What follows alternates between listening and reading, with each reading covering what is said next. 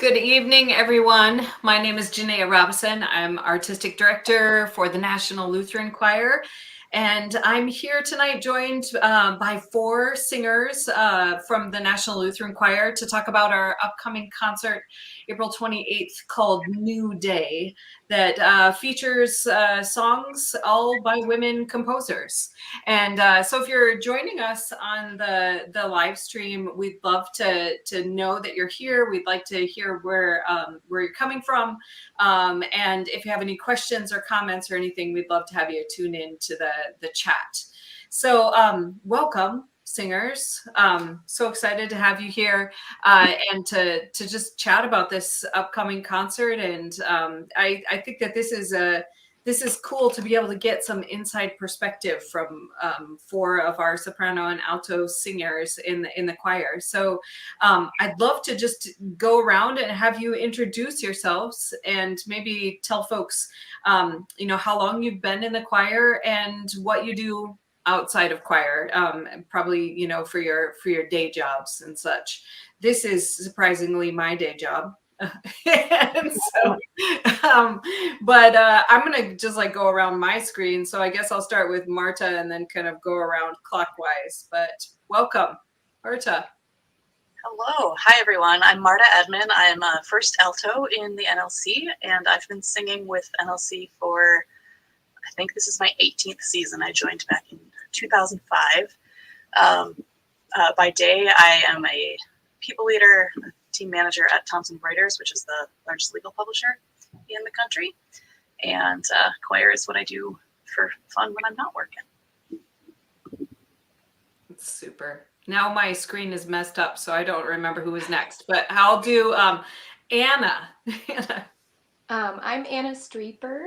I am a soprano 1 in the choir. This is my 2nd year. And I am an ICU nurse outside of I got my heart picture on the wall. I'm an ICU nurse at North Memorial in Robbinsdale. I've been doing that for about 6 years. So caring for people, being with people is one of my favorite things to do. I get more of that in choir. Yeah. Super. And Gina. Hi, everybody. I am Gina Toso, and this is my 2nd year in the NLC choir.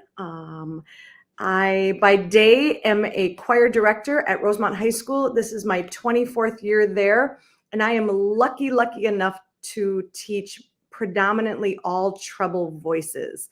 So that's my joy. So singing by day and by night. Martha said that she has, her day job and then her night stuff, and I just sing all the time. That's my jam. So here I am.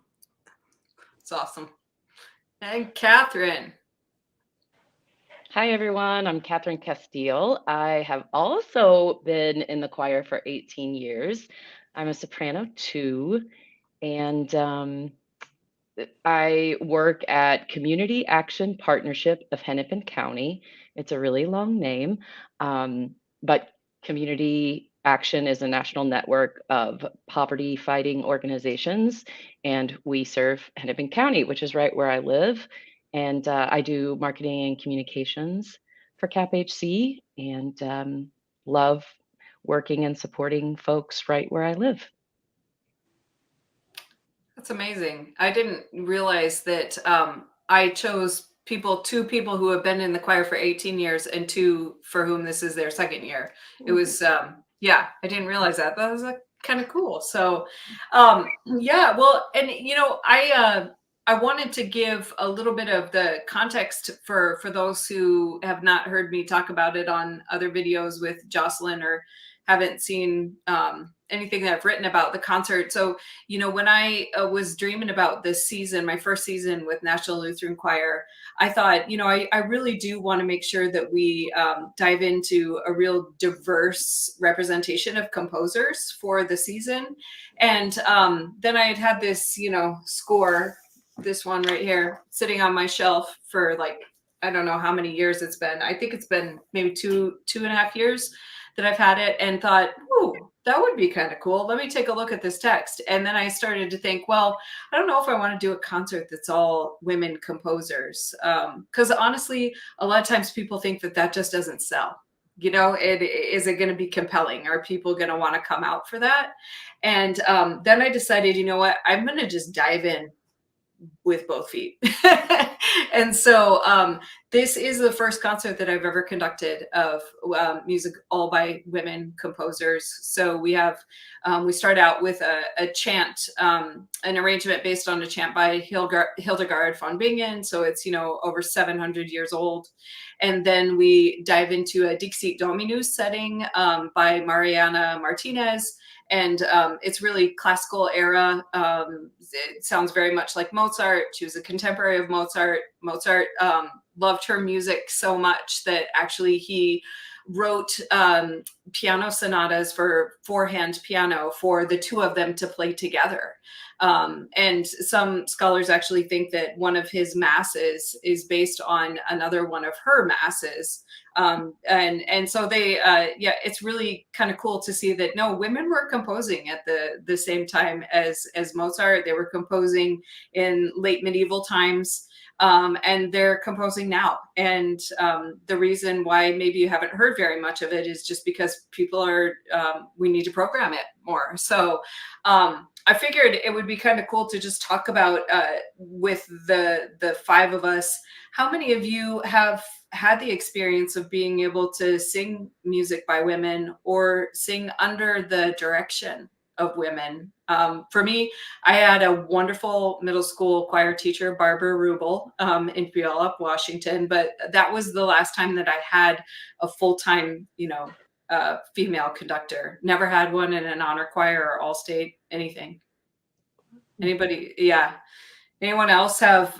Well, Gina, you get to conduct trebles all the time. I do, and I try really hard to program music that is of women composers to make sure that they understand that there are those out there that actually compose music. My first conductor that I sang under was a gentleman, but the second conductor that I had just for a very short time was a woman. Her name was Sharon Hansen. And I only sang under her for a very short amount of time, but it was very eye-opening to me to see a woman composer in that role. And it really did shape how I wanted to be a conductor as a woman. So, yeah. Anna, I actually had Anna Streeper in my choir in Aurora at Luther College. Yeah. And I think that when did you start at Luther? 2015? Yes, 2014 to 15. Yep. Okay. I think that your era was maybe the last year that I look at my programming and I just went, wait a minute, I don't think I have any women composers on this. I don't know why I wasn't thinking about it then. I mean, I think there was a smattering of them, but especially in my mixed choirs, I did not have much. I don't know, do you remember any of? I remember some of the pieces that we sang. There was one really cool piece that we did for a Christmas concert that was, what was it? Oh my goodness. The name of it. I think it was, I'm not going to remember. But I think that was one piece. We were up in the loft. Yeah. Yeah. It was Odier by Joan Shimko. Yes. And that was by a woman. And that was absolutely incredible to sing. Before that, though, I don't really think that I paid much attention to who the composers were of my pieces that I sang. But I was pretty lucky, actually, and got to sing with a bunch of women conductors kind of throughout my life. I had a female choir conductor when I was in elementary school, also in middle school. My senior year of high school, I had a female choir conductor. Actually, my junior year, I sang under Steph Pfizer, who sits next to me in the soprano section. And then in college, I got to sing with you. So we're kind of coming full circle here, but that's been smattered with some male conductors as well. I've kind of had a little bit of both. When I did all-state choir, I sang another piece by Jocelyn Hagen, actually. That was kind of my first introduction to her, and absolutely loved singing that piece. And I got to sing under another woman there in the Luther community, which was really fun, Sandra Peter. So I feel like I've had some really strong female presence throughout my choir history, choir career, and that's kind of shaped, a lot of the things that I feel like kind of ground me in choir, help me warm up in choir, because I mean they know how to work with female voices, and so I feel like that's been a really, really good impact on me and my singing. Yeah. What about you, Catherine? You don't hail from Minnesota originally, right? I do not. I grew up in Tennessee, and through my elementary years and middle school and high school years, I had woman teachers. But as an adult, this is the first time working with you, Jennaya, that I've been singing as an adult, with a woman conducting and leading the choir. And I've really valued that. I think, like Anna was saying, there's something to working with someone who knows how to get the sound healthily and keep you singing in your truest voice, but at the same time, like in the style of the piece. Like that's a really hard balance to find. And so I've really appreciated that experience. Kind of didn't know it was missing, maybe, because I just never had it as an adult, even though, I went to college thinking that I was going to make singing professionally a career. I just didn't think about it that way. So Yeah. it's been delightful for a number of reasons, and that is one. Well, thank you. I will pay you later. No, I'm just Marta, what about you? Yeah, I think I've been really lucky growing up to have a variety of different musical influences, not least of which is my mother, who is an organist in her own right. And so she had me quizzing me on music notes before I was probably learning my ABCs, honestly. Most people don't have music flashcards from mom. Although, Jennaya, I bet your kids did. Yep. They did. But like many of these ladies, I've been singing in choir since I was like 3 years old. And so I've been a girl or a woman singing in a church, in a sacred space, all of that time. I had great influences in Stillwater schools growing up. I had Marilyn Cathcart at Lily Lake and Carol Carver at Trinity Lutheran. All of that wonderful, wonderful experiences. So I got to see those people in my community out there making music. And then as I got older, those experiences were all driven by male or male presenting people. And at a certain point in my, I don't know if it was college or later, I started noticing how infrequently any repertoire written by a woman was programmed. And I've gone through various phases of noticing that as a result, but it is striking. And once you start noticing it, you notice it at every single thing that you go to. Right? Yeah, you can't unnotice it. You can't unnotice it. Right. Yeah. So once, then it's like, I'm just going to see a Minnesota orchestra and seeing, are they programming women, and are other choirs programming women? And so, I don't know. There was a moment, if I can talk about your audition with the choir, Jennaya, when you were talking to all of us after the fact, just kind of in the social time.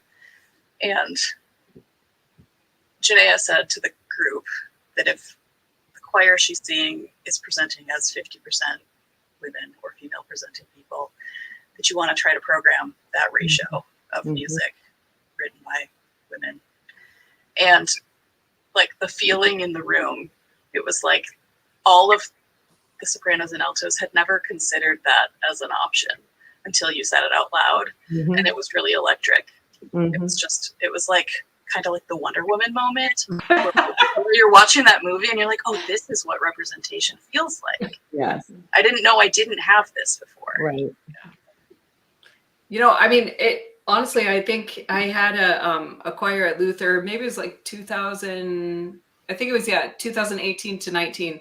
I was so proud of this program. I felt like it was one of the best programs that I had ever put together as a concert program.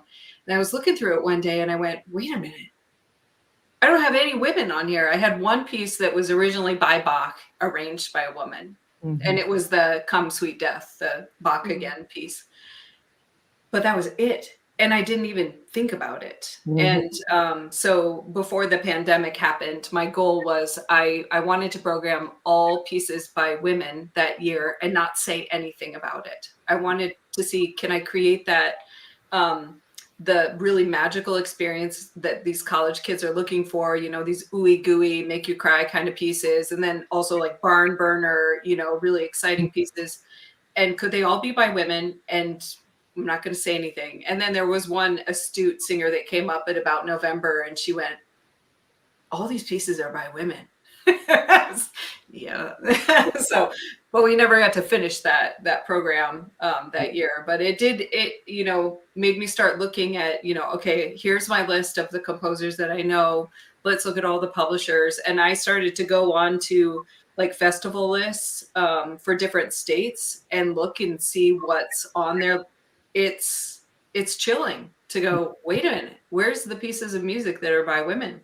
You know, so that leads me to, you know, the thinking last year at this time, if I needed to, you know, present a program for National Lutheran as to what our season would look like, I thought I'm going to look at major works by women. And so this piece, Here I Am, was on my shelf by Jocelyn, and she sent it to me. She was commissioned in 2020 for the 100-year commemoration of the 19th Amendment that afforded women in the United States the right to vote. And of course, that got pushed out because of the pandemic. But she was so excited, and we talked about it, I think, on the phone. And you know, then I started looking at it and went, I mean, just the cover of it, you're like, okay, well, I have to open this up and figure out what's going on here. But then to look and see that all these texts are, you know, the pieces, all texts by women, various different women, and really it is a commemoration of the 100-year anniversary of that right to vote. But I think it's more than that. It's about you know, really making our voices be heard. So we have a good clip of Jocelyn speaking a poem that is sung at the very beginning in the first movement of the piece, not quite at the very beginning. But I think this has been the most, I don't know, this has been the moment that I think almost everyone in the choir, soprano, alto, tenor, bass alike, who went, what? So I'm just going to have Sarah, our live stream person, pull that clip up. Singers in the choir. There's a song in the middle that's a cappella, and it's called There Is a Girl. Yeah. And I love this poem, and it's by Amanda Lovelace. There is a girl who sings only when every window is shut. Like most girls, she's been learning the trait of silence since birth. Everyone underestimates how important her voice is. And the greatest tragedy of all is that she does too. Yeah. It's the first time the choir sang that, I wish people could see from my vantage point to just see everyone's faces. Because there's in many people, there's a recognition of, and this is, I saw it a lot in the sopranos and altos because I was looking for it, but you see it also in the tenor and bass too, you know, that, you know, we don't feel comfortable to sing unless the windows are shut. But I just wondered if you all had any sort of, did that evoke anything in you or memories? I mean, I go right back to like my 15-year-old self who would try to get home before my mom would get home from work and my dad home from work, my brother's home from school, so I could beeline it to the piano and just emote. Mm-hmm. So I think my experience with that is when I taught during COVID, We had to have students sing at home all the time. And because I taught only treble voices during that time, it was a constant conversation about where they were going to sing in order to feel comfortable.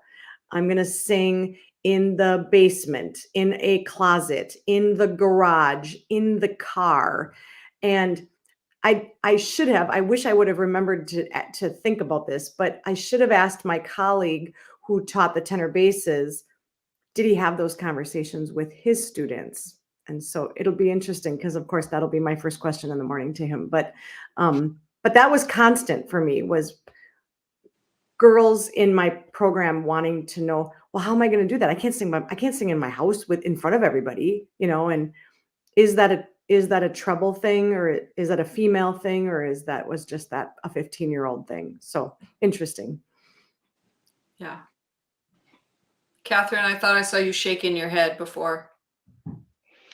Yeah, I mean, I still feel that when, we replayed the clip and we've sung it how many times during rehearsals this past several weeks, couple of months.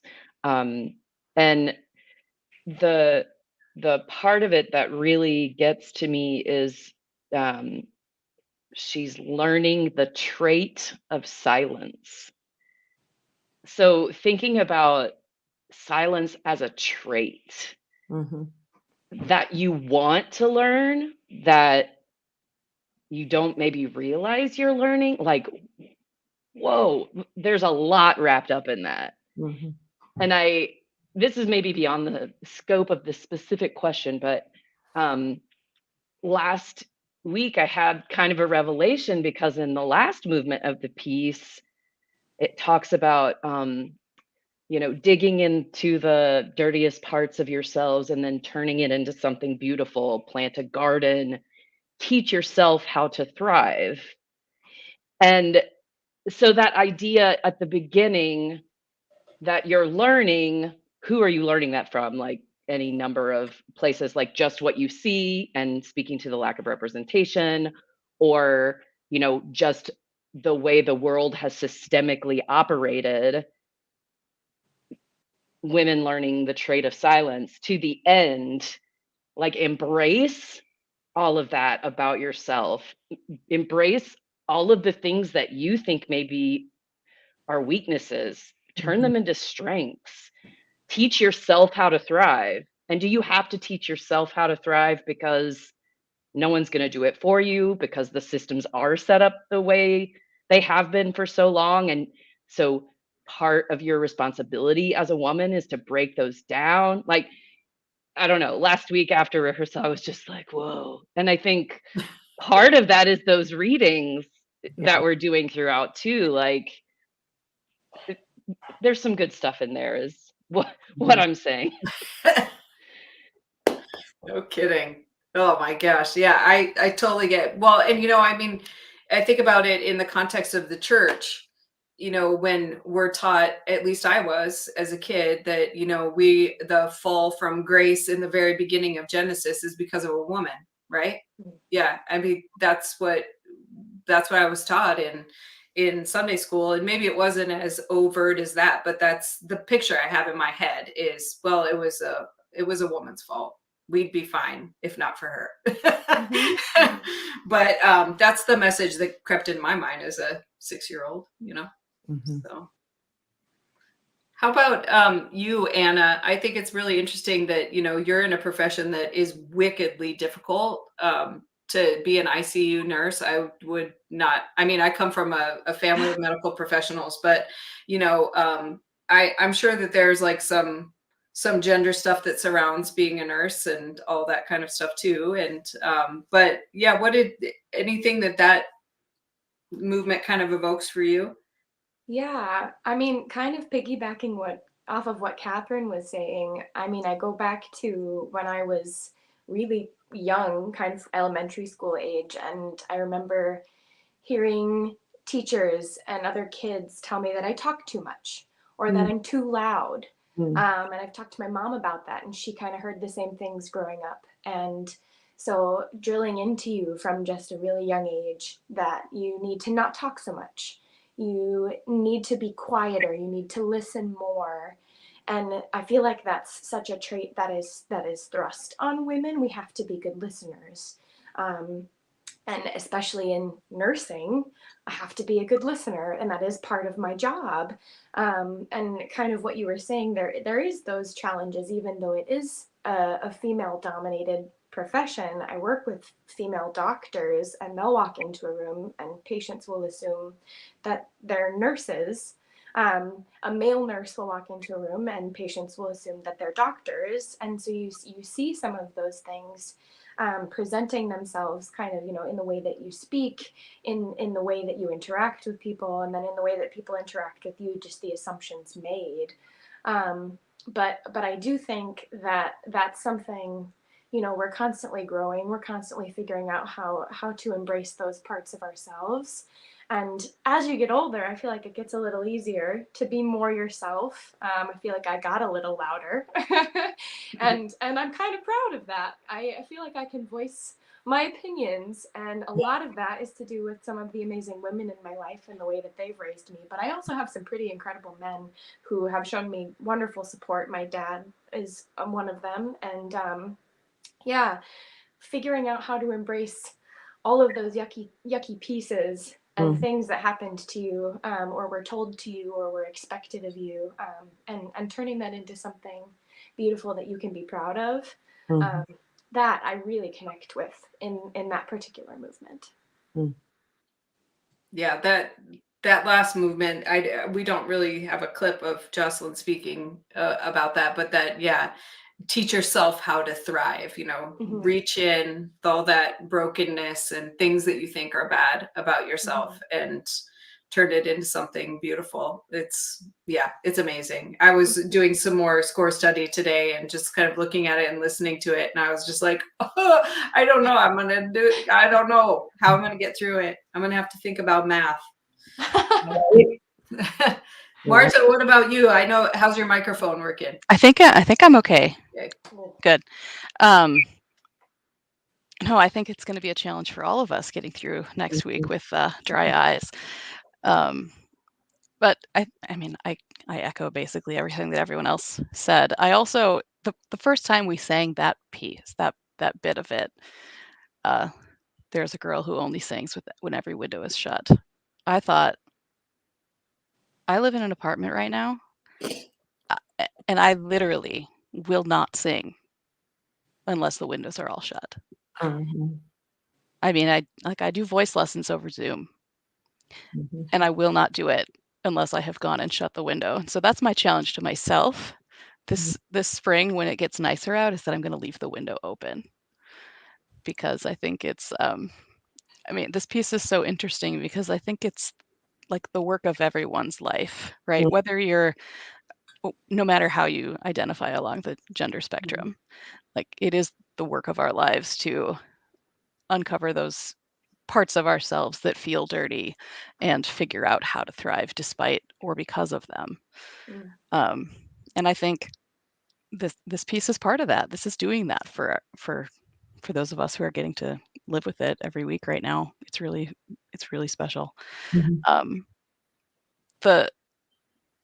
I'm really envious of anyone who's going to get to come and listen to this and actually experience it live, because I don't think us singers are ever going to get to do that. Right. But the quotes that are read throughout are read by all of the sopranos and altos in the choir, and it's really, really fabulous. Yeah, and that's a great segue. You must have known. And there's actually I'm gonna jump to a different video, Sarah, the one that's at marker 246. But I think part of this, people will come and they may hear quotes by people that they're like, oh, I don't want to hear what she has to say, and others that they're like, yay, and they want to clap. But what's really cool is that the way that Jocelyn constructed this is it's not from one even time period of women. So we have things that go back to Hildegard, and all the way back to sort of the first recorded bits of text that we have from people to present day, different political affiliations, different religious affiliations. And so, Sarah, I'm wondering if you could bring up that clip that we have of no matter, kind of what you believe about letting your voice be heard. So I needed it because at the heart of the work is the idea that no matter what you believe or what you care for, what you want, you have a right to use that voice and use your vote for what you want to see in the world. We don't agree on everything. And honestly, if we did, wouldn't that be boring? Just, I like to think that anyway. The diversity of the way we think about things is important. And that is one of the things that's so great about democracy.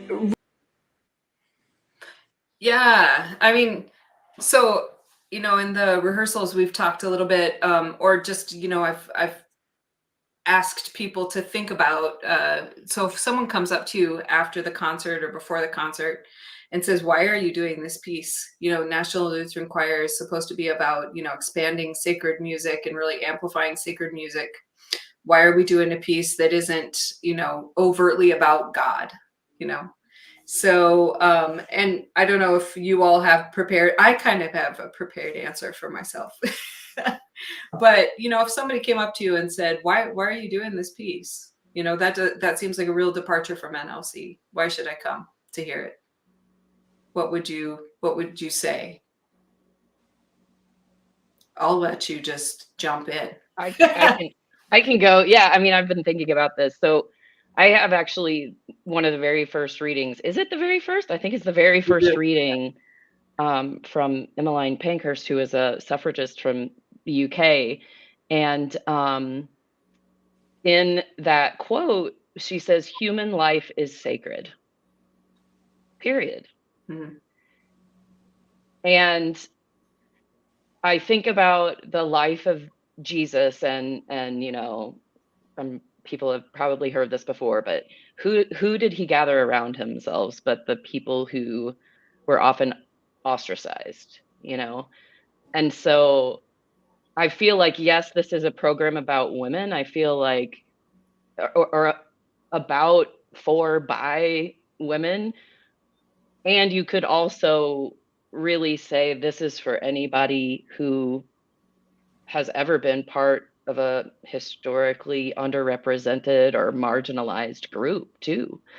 And certainly that happens in Christianity, just like any other system that is flawed. Because guess what? Humans made the systems and humans are flawed. So to me, human life is sacred. I mean, it's just such a simple idea that we as human beings and the way our brains work, wanting to put people in their boxes and know that this group is going to be this way or this group is going to be this way, we are wired to think that way. And breaking that down is so important to make sure that everyone has a seat at that table. And this program is doing that just from the perspective of female voices. Yeah. So true. I love it. I'll say that women have existed in sacred spaces since there were women and since there were sacred spaces, which, depending on what you believe, is always. Mm-hmm. And I think it's important for us to be out here grappling with these issues and helping people learn how to grapple with these issues for themselves. And I think we all have to grapple with these issues. It's not just women, it's not just marginalized people, it's the people on the other side of that as well. Yeah. Been as well. I'm remembering actually a sermon that my dad gave on, I think it was Easter, and it was about how women have been in the text in the Bible at some of the most pivotal moments. That Mother Mary was there for the birth of Jesus, the women found Jesus's body gone from the tomb, and they were the ones that were told to go forth and share the good news. And in that same way, women have been at the forefront of some of the most political and pivotal moments in history for us as well. And so kind of looking at it from that perspective, I think it's just an absolute beautiful thing that we get to hear from some of these women, hear from some of these historical figures, and then sing a piece like this that I think is just, I don't know, it's a pivotal moment in my musical career, I feel like. So. Yeah. I guess it's my turn. So, I thought I've been trying to think of that answer for a while here. And even when we were talking before this live stream started, I thought, well, what is your answer? Be truthful, speak your truth. Mhm. And honestly, my truth is I think people are going to find what is sacred, and people are going to find what is not sacred, right? And sure, there are parts of the piece, let's just name it, that are not overtly sacred, right? Do we have to always be overtly sacred in our messaging?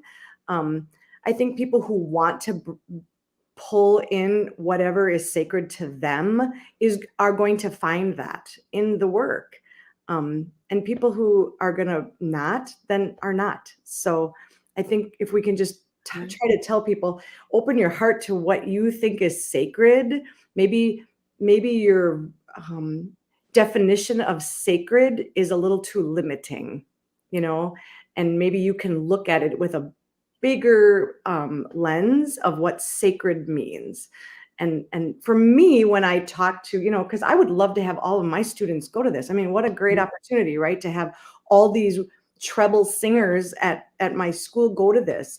But we are the National Lutheran Choir, so it's a hard conversation sometimes to have with them. And I had it with them today. And I said, if you are somebody who comes from a sacred background, whatever faith you come from, you'll find that in the work. And if you don't, and you don't want to, then you won't. It'll speak to you in a different way. And I think that's what's so beautiful about the piece. So that's my say. Yeah. I think that, there's something truly sacred about acknowledging the fact that if, we live, with kind of one foot in that sacred space, but we're rooted in this world, and we want to create a world where everybody feels like they have a voice and a say in how things operate. And, it's not just women who were marginalized for hundreds of years, but, enslaved Africans that were not seen as full humans, but, the one movement, I think that people will be, I'm not, this is National Lutheran Choir. Why are they talking about voting? And it's that third movement that I think people will go, wait a minute, this is political. I thought that we're not supposed to tiptoe into that, into those discussions. But I think that there is something sacred about democracy, because at its heart, it should be that everybody is equal and that everyone has a right to let their voices be heard. So there is a good, there's another clip from Jocelyn talking about taking the voices of women seriously. And so I wonder if we could just hear from that. And then I'd love to just hear what you all think about, diving into stuff that is going to be, there's no way around it. It's going to feel political. So. The voices of women, and acknowledging those voices, listening to them, taking them seriously. And I also didn't want to limit it just to the United States. I wanted it to embrace the women all over the world and from all time. So it started with this, small kernel of an idea for this particular anniversary, but then it really blew up into this recognition of the important voices of women and what they have contributed to society. Yeah, what do you think? What do you think about the National Lutheran Choir standing up there and singing vote for yourselves? Is there anything sacred in that?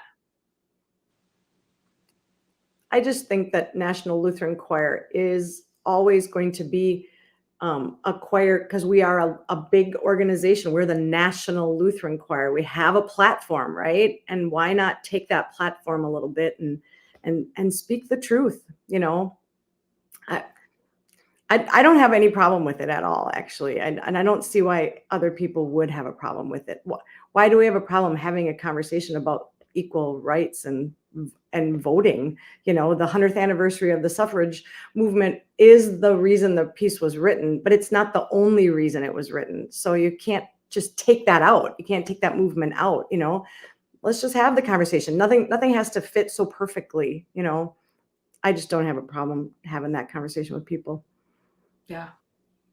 And I also appreciate it, you know, appropriate for the anniversary, totally. Use your voice, use your vote. I mean, we're talking about using your voice, right? Voting is one way to do that. Mm-hmm. And it shouldn't be discounted as not being a way to do that. And so, yeah, in a sense, it's political in that way, but you know, we're not trying to tell people how to vote or anything like that. It's just do it, because not everyone has that gift of democracy. And I would also say there's more than that in there. Right. You know, like this movement has a lot to say. You know, it's where we just sort of start chanting, here I am, here I am, here I am. Like it's kind of the stake in the ground. Like, yeah, we're not going anywhere. We're here. Mm-hmm. And you know, believing it. And it's also, you know, at the beginning when it's like, how dare they say anything we can or cannot do. I'm looking at my score. Anything we can or cannot do. And you know, so it's also talking about, you know, all the things that we were talking about earlier in the conversation, the ways that doors have been closed, the way that spaces have been off limits, the ways that we've had this false limitation, whether that's because of our own thinking or society or both, you know, nature, nurture, all of it put together. And so it's also about that. It's acknowledging like, yeah, these spaces have been closed in a lot of ways, and we're not okay with that. We're here and we're not going anywhere. And that's a really important step in using your voice. It really is. And I think something that we don't think about all that often is that it's really okay to feel uncomfortable. We don't like to feel uncomfortable. Mm-hmm. Like human nature is not Mm-hmm. to seek discomfort. Mm-hmm. Right. And But certainly not Lutherans. certainly not Lutherans, No, exactly. certainly not Minnesotans. There are a lot of labels that we could give ourselves here. All very accurate. But I think we can't discount how much we learn when we're willing to get uncomfortable. Mm-hmm. And I think it's really cool that in this program that NLC is kind of pushing people to do that a little bit. Mm-hmm. Good job. Yeah. Yeah, Amen. I 100% agree. I was also kind of thinking, I'm going back to my nurse brain over here. There are so many things in society that we are uncomfortable talking about, that we don't want to talk about. Politics, death, which is something that I deal with regularly, and getting really into those and getting into the nitty gritty, being able to connect with people about those hard things. I feel like that is kind of spiritual and sacred in a way, being able to connect to other people and have hard conversations, and whether or not you come to an agreement, sharing your own opinion about that kind of thing, not only helps you learn more about yourself, but you know, the people around you and your community, which I think is pretty incredible. Specifically, you know, this piece about voting, being able to share your voice, being able to have your voice heard, being able to make a difference in your world, in your community, for yourself. I think that's pretty sacred. I agree. Right. Well, I think there's something, I started thinking about it, and I told the choir this kind of, I don't know if it came across as stream of consciousness or not on Tuesday, but I think there is something really profound in a group that people look to for, sort of edification of their faith, that we're saying it's okay to talk about this very human, very relevant stuff right now. That we are living in this world, and I think a lot of us are grappling with the fact that it feels very polarized and the rhetoric is very heated.